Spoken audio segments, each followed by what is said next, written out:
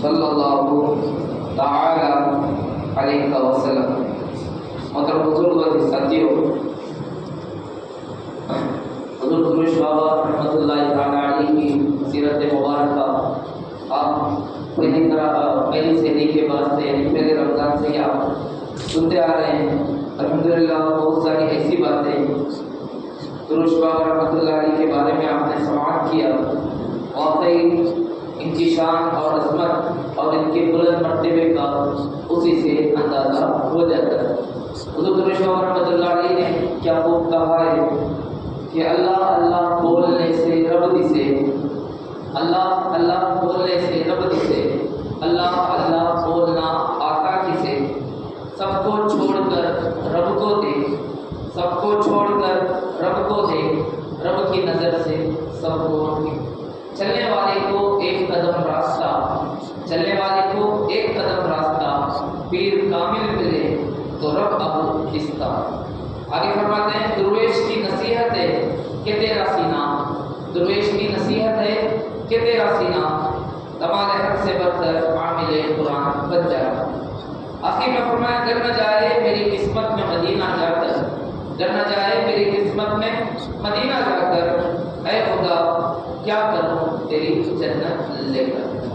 درود پاک پڑھے اللہم صلی علی سیدنا شفیعنا نبینا مولانا محمد وعلیہ وسلم، صلاۃ و سلام علیک یا سیدی رسول اللہ صلی اللہ علیہ وسلم۔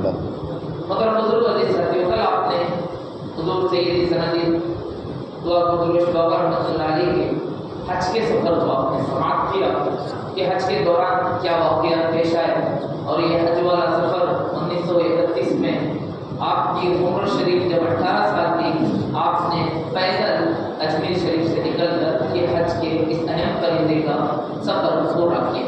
اس دوران آنے والی تکلیفیں، مصیبتیں اور پریشانیاں، مشقتیں جو کچھ تھی، آپ نے اسے سماعت کیا۔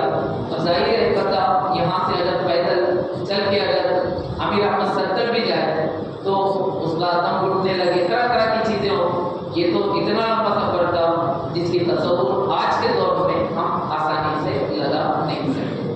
وہ کام حضور درویش بابا رحمۃ اللہ علیہ نے آج سے تقریباً 100 سال پہلے کر کے دکھایا، اور ساتھ ہی ساتھ ایسی عمر میں کیا جس عمر میں عام طور پر ہمارا نوجوان ایسے ایسے کاموں میں مشغول رہتے ہیں۔ اللہ ہی خیر فرمائے۔ ابھی کل کی بات ہے کہ چند ایک نوجوانوں کو دیکھا گیا، ایک تو ہوتا ہے روزہ نہ رکھنا، اور دوسرا ہوتا ہے روزہ نہ رکھنے کی وجوہات کا ہونا، اور تیسری بات یہ ہوتی ہے کہ جس کا روزہ نہ ہو وہ اس مہینے کا احترام کس طرح کرے۔ کل چند نوجوانوں کو دیکھا گیا، ایک تو رمضان کے مہینے میں روزہ نہیں رکھے، ساتھ ہی ساتھ روزہ نہ رکھنے کے ساتھ ساتھ ہوٹل میں جو ہے وہ بڑے آرام سے سگریٹ نوشی اور چائے نوشی اور تمباکو وغیرہ کھا لیتے ہیں۔ ماہ رمضان میں نوجوان جس کے لیے ماہ رمضان خاص طور پر آیا ہے کہ وہ عبادت میں کثرت کرے، ہمارا نوجوان ان ساری چیزوں سے غفلت میں پڑ کر جو ہے یہ ساری چیزیں کر رہا ہے۔ بہرحال اللہ تعالیٰ اپنی ہدایت عطا فرمائے۔ حضور درویش بابا رحمۃ اللہ علیہ کبھی بھی کسی بھی برائی کو دیکھتے، ہمیشہ ان کی زبان پر ہدایت کی دعا ہوا کرتی۔ ہمارے لیے ہمیں بھی چاہیے کہ ہو سکے تو نصیحت کریں، اگر نصیحت نہیں کر سکتے تو کم سے کم ہدایت کی دعا کریں۔ اللہ تعالیٰ سارے نوجوانوں کو ہدایت عطا فرمائے۔ تو حضور درویش بابا رحمۃ اللہ علیہ کا یہ سفر بڑا کٹھن سفر تھا، لیکن آپ نے صبر اور استقلال اور سب سے بڑھ کر رب پر توکل کر کے، بھروسہ کر کے آپ نے اس سفر کو انجام دیا۔ آپ مکہ شریف میں ایک سال رہے، مدینہ شریف میں ایک سال رہے، پھر وہاں سے بغداد محلہ ہے وہاں پر ایک سال رہے، وہاں سے آپ نے کوفہ کا سفر کیا، یہاں سے آپ کی کل کی مدت پہنچی ہوئی تھی۔ کوفہ کے سفر میں کوفہ میں آپ 2 سال کا عرصہ آپ نے گزارا، کوفہ میں آپ نے 2 سال کا عرصہ گزارا۔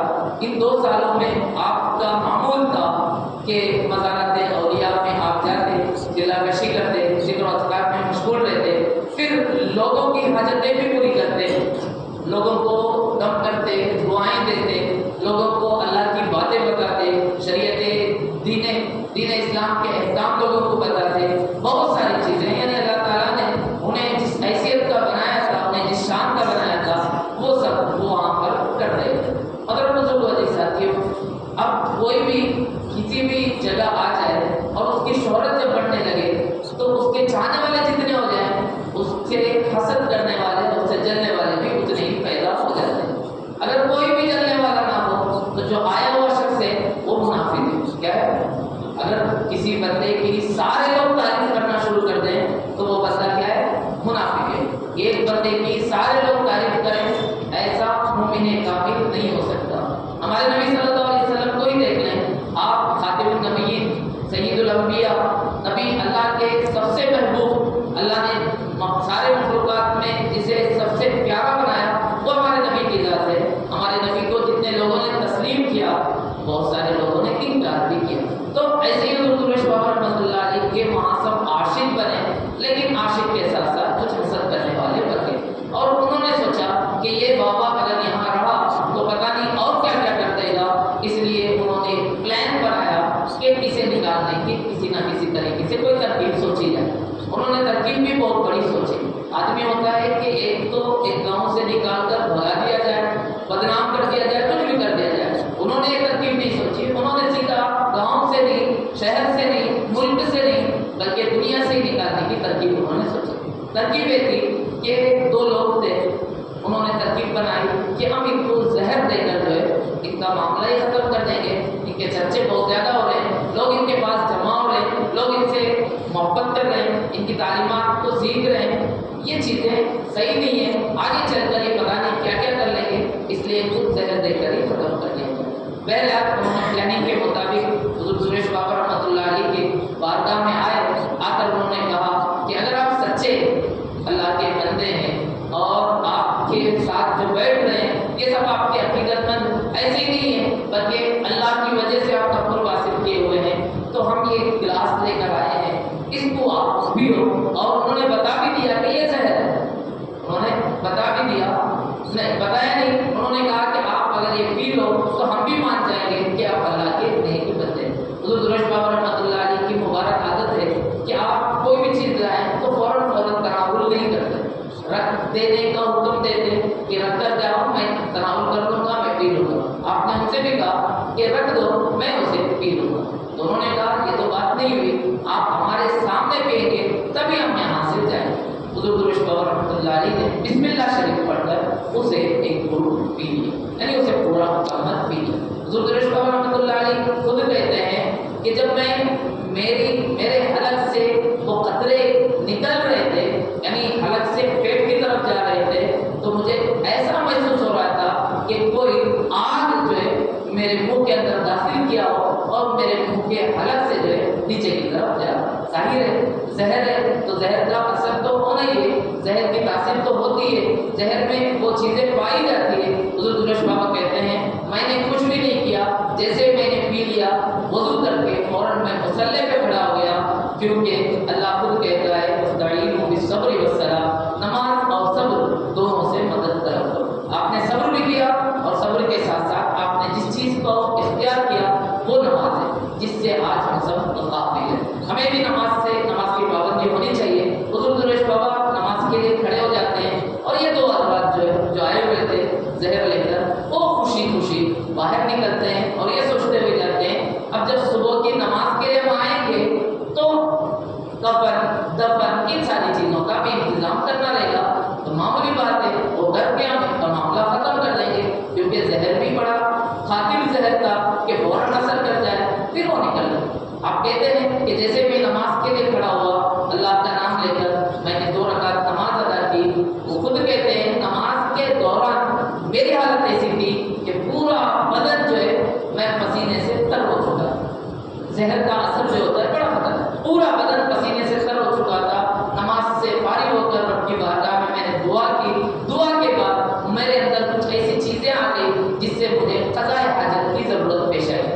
میں ٹوائلٹ باتھ روم میں گیا اور میں نے قضاء حاجت کی، قضاء حاجت کے ساتھ کچھ ایسی چیزیں نکل گئی، پھر اللہ تبارک و تعالیٰ نے مجھے سلامتی بخشی۔ یہ حضرت درویش بابا رحمۃ اللہ علیہ کے زہر پینے کا واقعہ۔ پھر صبح جب وہ لوگ پلٹ کر آئے خوشی خوشی آئے کہ اب تو معاملہ ختم ہو گیا ہوگا، کیونکہ زہر ہی اتنا خطرناک تھا۔ جب انہوں نے دیکھا کہ حضرت درویش بابا صحیح سالم کھڑے ہیں اور اللہ کی عبادت کر رہے ہیں، تو وہ لوگ بھی گرویدہ ہو گئے، قدم میں گر کر انہوں نے معافی تلافی مانگی اور کہا ہم آپ کو پہچان نہ سکے، آپ ہمیں معاف کر دیں۔ حضرت درویش بابا رحمۃ اللہ علیہ کی مبارک عادت تھی، وہ کسی کے حوالے سے اپنے دل میں کوئی بات نہیں رکھتے تھے، انہوں نے آپ نے فوراً معاف کر دیا اور دعائیں بھی دی۔ ساتھ ہی ساتھ ان میں ایک شخص تھا جس کا نام عبداللہ تھا، اس نے کہا کہ حضور آپ میرے لیے خاص کر دعا کریں کہ میرے یہاں اولاد نہیں۔ حضور درویش بابا رحمۃ اللہ علیہ نے اس سے فرمایا تو ایک کام کر، اللہ کی بارگاہ میں گڑ گڑا اور رو اور خوب دعائیں مانگ، اللہ تعالیٰ تجھے اولاد عطا فرمائے گا۔ اس شخص نے کہا حضور 14 سال سے میں یہی کام کر رہا ہوں، اللہ کی بارگاہ میں رو رہا ہوں، گڑ گڑا رہا ہوں، اس سے مانگ رہا ہوں، لیکن اب تک میری مراد پوری نہیں ہوئی، آپ اللہ کے نیک بندے ہیں، آپ میرے لیے دعا کر دیں۔ حضور درویش بابا رحمۃ اللہ علیہ کی بارگاہ میں جب اصرار کیا گیا تو حضور درویش بابا نے ہاتھ اٹھا کر اس کے لیے دعا کی اور یہ دعا دی کہ اللہ اسے ایک نر یعنی بیٹا عطا فرما۔ حضور درویش بابا کی زبان سے نکلی ہوئی دعا، اللہ والے کی زبان سے نکلی ہوئی دعا اللہ فوراً قبول کر لیتا ہے۔ اللہ تبارک و تعالیٰ نے دعا قبول فرمائی اور اس کے یہاں ایک بیٹے کی ولادت ہوئی۔ 14 سال کے بعد اس کے یہاں بیٹے کی ولادت ہوئی۔ یہ بھی کرامات درویش بابا میں سے ایک کرامت ہے۔ ولادت ہوئی، پھر کیا تھا، اللہ کی مرضی تھی، چند دنوں کے بعد، چند مہینوں کے بعد اس بیٹے کا اچانک انتقال ہو گیا۔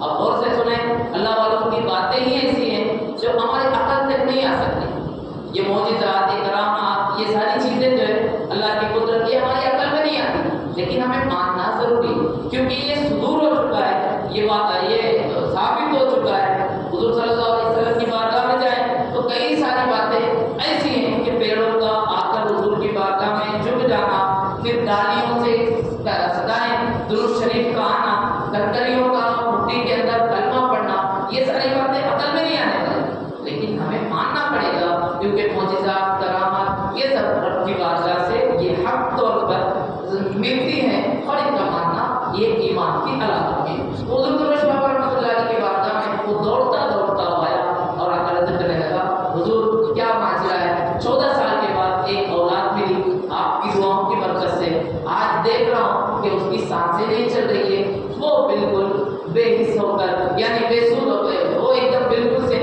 مبہوت ہو کر پڑا ہوا ہے، یعنی اس کے اندر سانسیں نہیں چل رہی ہے، ایسا لگ رہا ہے کہ اس کا انتقال ہو چکا ہے۔ حضور درویش بابا رحمۃ اللہ علیہ نے اس کا پیارا نام محمد عبداللہ رکھا تھا۔ آپ نے فرمایا تو چلو مجھے بھی دکھاؤ تو صحیح کہ محمد عبداللہ کی کیا حالت ہے کہ اتنے ہڑبڑائے ہوئے آئے ہو، انتقال کی خبر سنا رہے ہو، ذرا مجھے بھی اس کے پاس لے جاؤ۔ تو وہ حضور درویش بابا کو اپنے گھر لے جاتا ہے، چادر اوڑھے ہوئے ہیں، چونکہ میت کو جب سلایا جاتا ہے تو چادر اوڑھ دیا جاتا ہے، چادر اوڑھا ہوا تھا۔ حضور درویش بابا قریب میں جاتے ہیں، بیٹھتے ہیں، چادر کو ہٹاتے ہیں اور کہتے ہیں محمد عبداللہ اتنی دیر سوتا ہے، اٹھ تو جا۔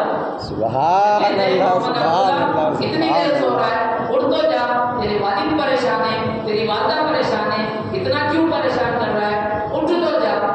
چند مرتبہ جب آپ نے یہ کلمات کہے اس بچے نے آنکھ کھولی۔ سبحان اللہ، سبحان اللہ۔ رحمۃ اللہ علیہ کے کوفے کے سفر میں ہونے والے واقعات میں سے بلکہ کرامات میں سے ایک اہم کرامت ہے کہ جس بچے کی جان نکل چکی تھی، ظاہر ہے اب اس زمانے میں آج کے دور کی جیسا ٹیکنالوجی وغیرہ نہیں تھا جس سے پتہ لگا سکے کہ روح نکلی یا نہیں نکلی۔ اس زمانے میں بڑے بڑے حکیم اطباء ہوا کرتے تھے، بلکہ گھروں میں ہی ایسے معاملات تھے کہ لوگ جان جاتے تھے کہ مجھے کیا بیماری ہوئی ہے، اس کا کیا علاج ہے، اور اگر کوئی انتقال کر جائے تو فوراً سمجھ میں آ جاتا تھا کہ یہ اس کی روح نکل چکی ہے، اس کی سانسیں بند ہو چکی ہے۔ اس بچے کے ساتھ بھی ایسا ہی ہوا تھا، لیکن حضور درویش بابا رحمۃ اللہ علیہ کی طرف سے اللہ تبارک و تعالیٰ نے اس بچے کو ایک نئی زندگی عطا فرمائی۔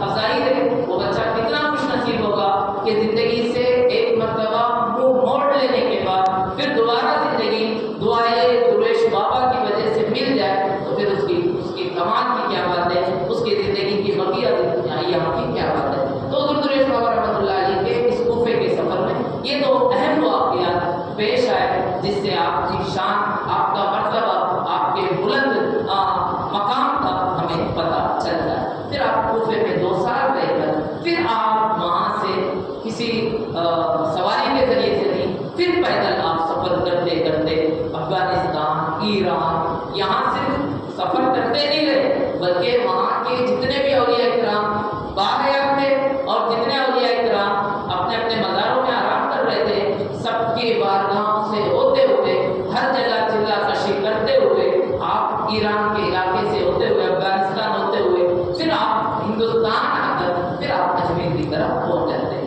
ये पूरा अरसा अजमेर से निकलकर अजमेर पहुंचने तक तकरीबन 7 से 8 साल का अरसा होता है। 18 साल की उम्र में आप निकले थे तो 7 से 8 साल का अरसा यूं मान दिया जाए।